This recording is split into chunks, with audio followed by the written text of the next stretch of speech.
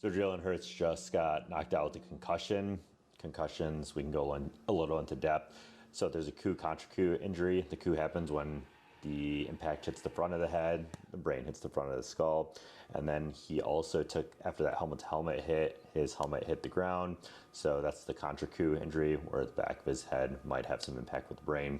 What happens in the concussion when that happens is the neuron gets flooded with an inflow of all these electrolytes right there, and then it releases that glutamate. It just floods all the receptors, causes you to feel all these symptoms of nausea, dizziness, headache, disorientation.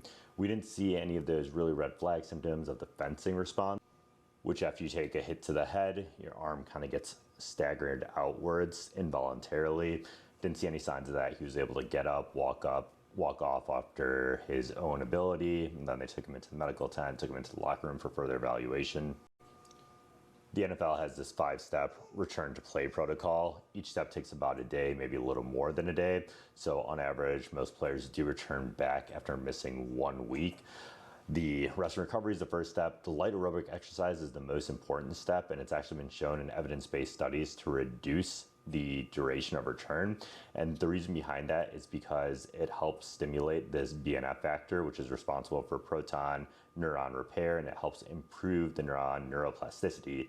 Neuroplasticity is basically what makes a neuron resistant to injury. So even if it takes an impact, the higher neuroplasticity that you have, the less of a chance of that electrolyte overflooding happening.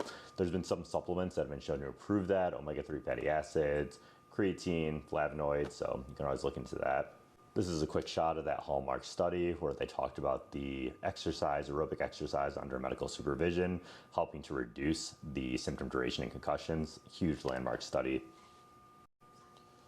Overall, I think they're going to take it really slow with Jalen Hurts just because, playoff implications are here. I don't think they're going to rush him back, so I think he's out for this game, definitely. I think he's got a good shot at missing next week as well. We'll see what happens and how much seeding plays into this decision.